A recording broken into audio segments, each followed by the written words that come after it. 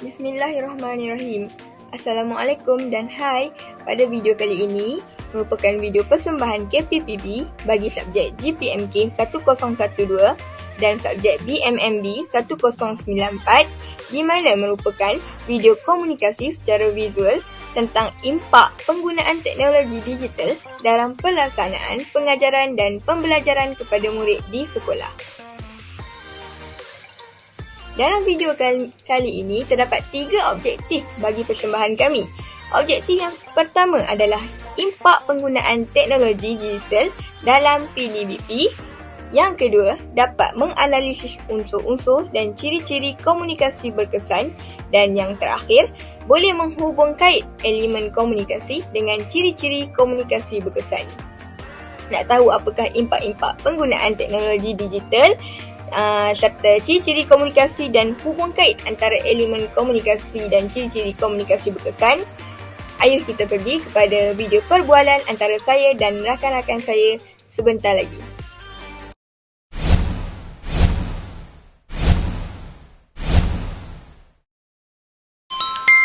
Assalamualaikum warahmatullahi wabarakatuh. Nama saya Wan Nur Hashimah binti Wan Yusof. Nama saya pula ialah Nur Akila binti Muhammad Zulkifli. Nama saya pula Nur Izzati binti Nazri. Dan nama saya Siti Nazira binti Maharudin.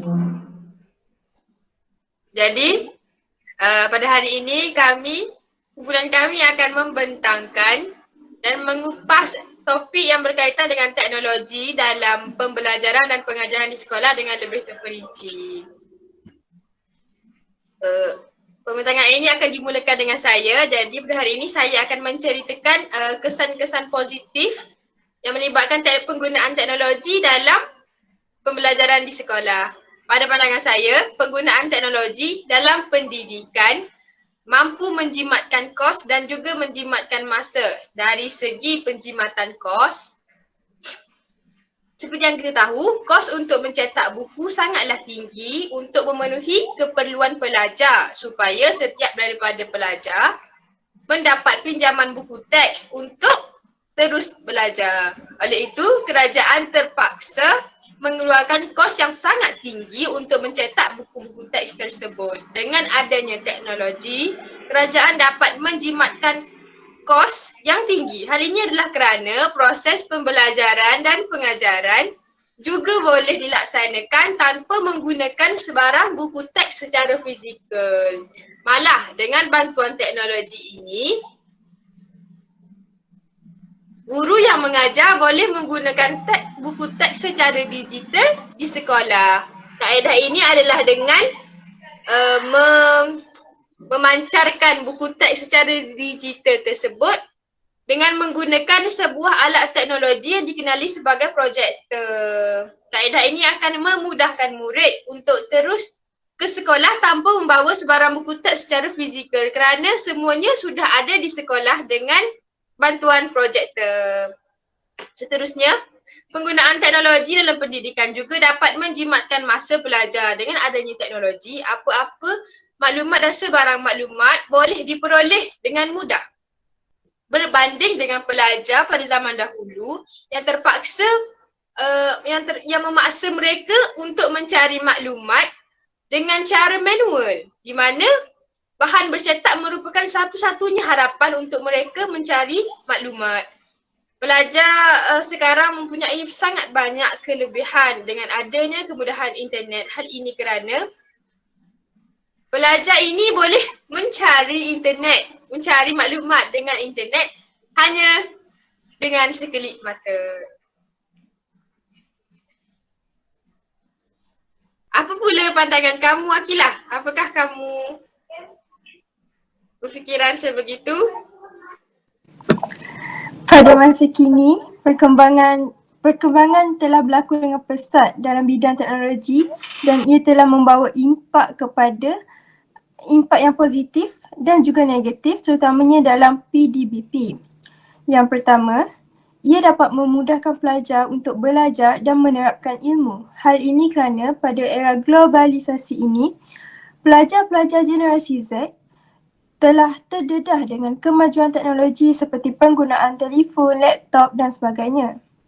Dengan adanya teknologi, ia dapat memudahkan pelajar untuk mencari maklumat yang berada di hujung jari sahaja. Pelajar dapat menggunakan aplikasi Google sebagai tempat untuk mencari maklumat. Malah, pada masa kini, terdapat juga aplikasi matematik yang dapat membantu pelajar untuk menyelesaikan soalan-soalan matematik.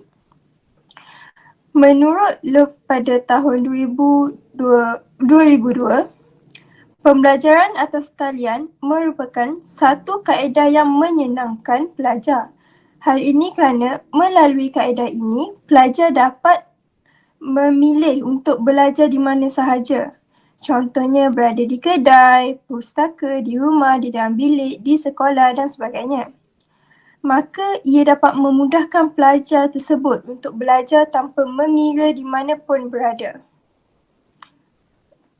Apa pendapat kamu, Izzati? Ya, saya setuju dengan apa yang telah diperkatakan oleh Hashimah dan Akilah sebentar tadi. Pada pandangan saya lah kan, penggunaan teknologi digital dalam sistem pendidikan yang digunakan pada masa kini dalam kalangan murid-murid adalah bertujuan untuk memenuhi keperluan pengajaran dan pembelajaran itu sendiri. Di samping, memastikan kemajuan teknologi dalam usaha pendidikan dapat bergerak seiring dengan kemajuan negara. Inisiatif ini juga bertujuan bagi melahirkan lebih banyak modal insan yang berpengetahuan luas serta berkemahiran dalam segala aspek, terutamanya dalam dunia pendigitalan yang saban hari semakin pesat membangun bagai cendawan tumbuh selepas hujan. Selain daripada itu, teknologi pendigitalan ini juga merupakan salah satu bidang yang semakin menjadi fokus utama kerajaan negara kita bagi mengukuhkan pembelajaran sepanjang hayat demi meningkatkan kemahiran murid-murid dalam bidang teknologi maklumat dan komunikasi. Pendekatan ini juga adalah bertujuan untuk menambah baik kualiti sistem pendidikan bagi meningkatkan prestasi murid-murid dan kecemerlangan sesebuah sekolah. Oh, saya teringat akan sebuah petikan yang pernah diutarakan oleh Mikhail P. Todorov pada tahun 2006. Beliau mendefinisikan bahawa pembangunan ekonomi adalah salah satu proses perpaduan yang berlaku antara pertumbuhan penduduk dan kemajuan teknologi di mana apabila penduduk dalam sesebuah negara bertambah, ianya perlu diimbangkan dengan kemajuan teknologi bagi memenuhi keperluan dalam negara tersebut.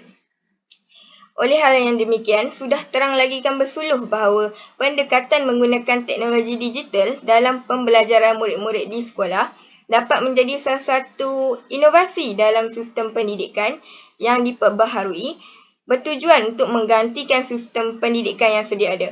Walau bagaimanapun, sistem pendidikan yang sedia ada seperti PDP dalam kelas secara bersemuka masih lagi diguna pakai oleh guru-guru dan pelajar.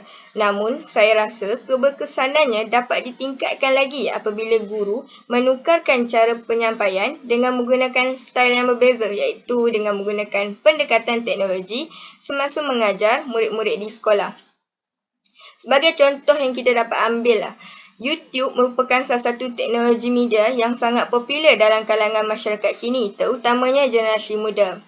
YouTube ini juga merupakan salah satu medium atau platform daripada contoh teknologi digital yang acap kali digunakan oleh tenaga pengajar dan murid-murid di sekolah.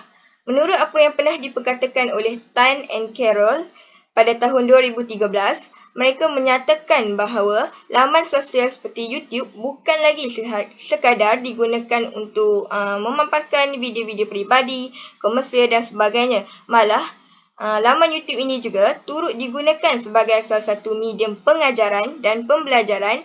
Dan manakala menurut Muhammad pada tahun 2011, YouTube juga boleh dihubungkan dengan aplikasi rangkaian laman web lain seperti blog, wiki dan sebagainya secara tidak langsung memberi implikasi keberkesanannya dalam pembelajaran dengan dapatan maklumat yang amat pantas pada masa kini.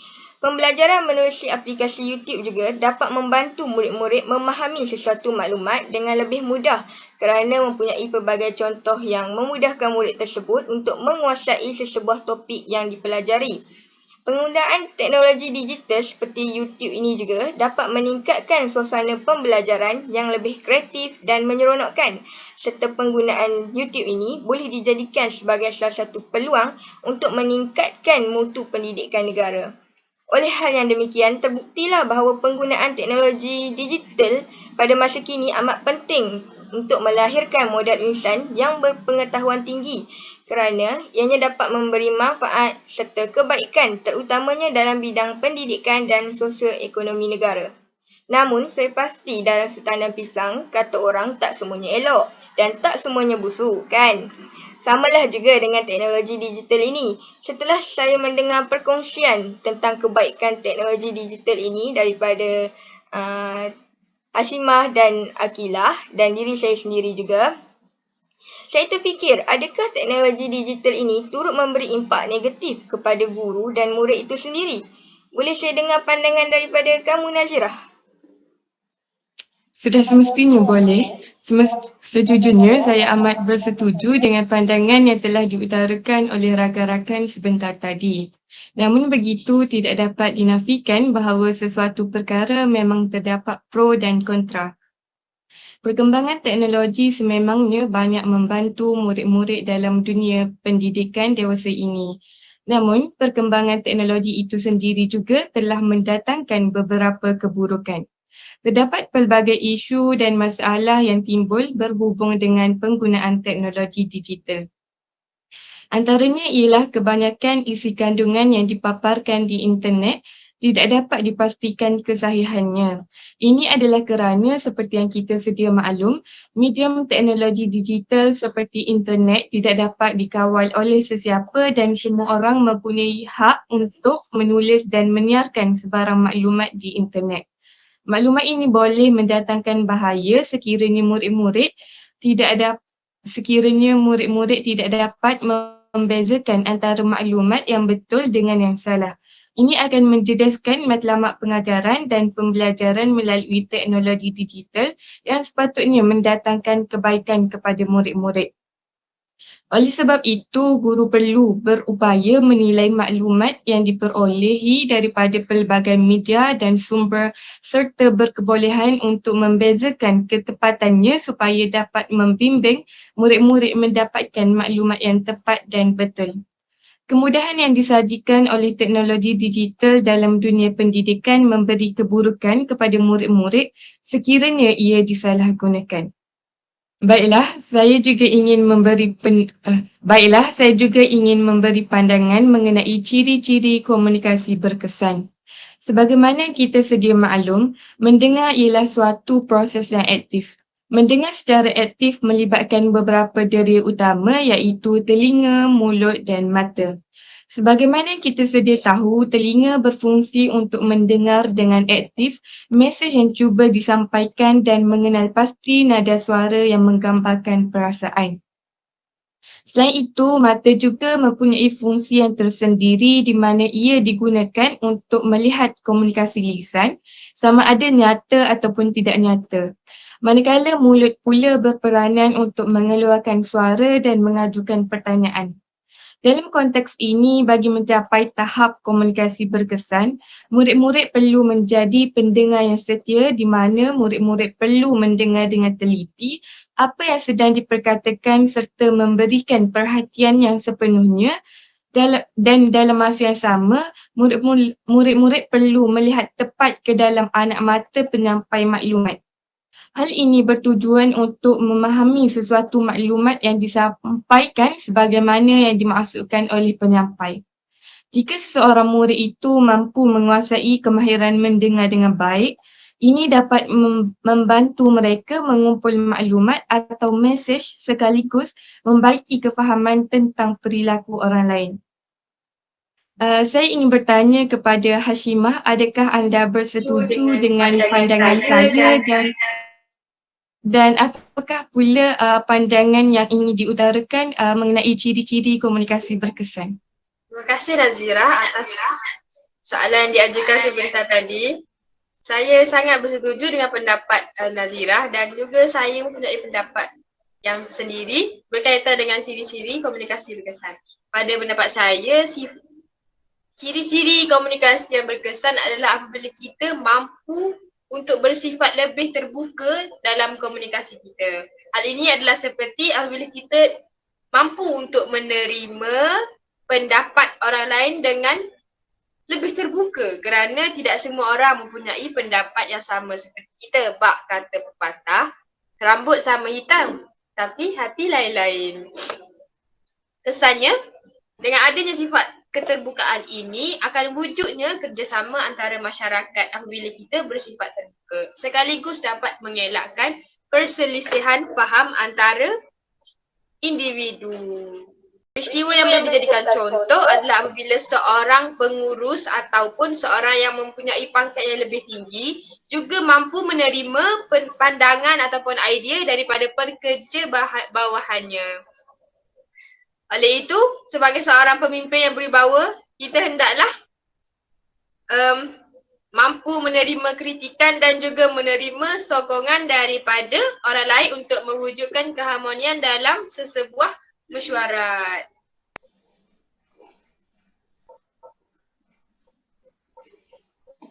Saya bersetuju apa yang diperkatakan oleh Hashimah dan Nazirah sebentar tadi. Berkaitan dengan ciri-ciri elemen komunikasi ini, ianya dapat dihubungkaitkan dengan komunikasi berkesan apabila ciri-ciri komunikasi itu sendiri dapat dilaksanakan dengan sempurna. Sebagai contoh, apa yang dikatakan oleh Nazirah sebentar tadi, penggunaan dera-dera seperti mata, telinga, mulut dan sebagainya yang digunakan untuk berkomunikasi, sekiranya penghantar mesej tersebut maupun penerima mesej tersebut menggunakan dera-dera mereka dengan sebaiknya, mereka dapat memahami intipati yang hendak disampaikan oleh penghantar itu sendiri dan mesej itu dapat disampaikan dengan sempurna. Dan dengan ini, komunikasi berkesan telah berlaku antara penghantar dan penerima mesej tersebut.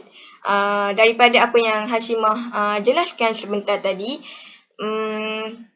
interaksi antara kedua-duanya iaitu antara penghantar dan penerima mesej tersebut juga merupakan perkara yang amat penting bagi memastikan keberkesanan sesebuah komunikasi tersebut. Tanpa adanya fokus yang mendalam antara kedua-dua pihak, komunikasi berkesan tidak akan berlaku. Jadi, saya rasa itu sahaja pandangan saya mengenai komunikasi berkesan. Jadi, apakah pandangan Akilah tentang komunikasi berkesan ni sekiranya kita hubungkaitkan dengan ciri-ciri elemen komunikasi itu sendiri? Ya, betul Izzati. Tidak banyak perkara yang perlu saya tambah kerana penerangan rakan-rakan saya sudah cukup memadai. Tetapi, komunikasi berkesan dapat berlaku dalam pelbagai aspek. Terdapat banyak aspek, antaranya ialah mesej yang disampaikan akan difahami dengan tepat dan jelas oleh penerima. Selain itu, makna mesej yang diterima itu dapat difahami serta dapat dikongsi oleh penghantar dan penerima. Yang terakhir ialah mesej yang dihantar juga mempunyai unsur kos efektif. Setakat itu sahaja daripada saya. Baiklah, saya rasa masa mencemburui kita. Saya rasa kita punya perbualan akan berhenti di setakat ini sahaja. Jadi ada apa-apa yang ingin ditambah oleh Hashimah, Akilah atau Nazirah? Tidak. Jadi, saya akan akhiri perbualan kita. Semoga kita berjumpa lagi di lain waktu dan di lain hari. Okey, saya akan menutup perbualan ini dengan wabillahi taufiq wal hidayah. Wassalamualaikum warahmatullahi wabarakatuh. Bye.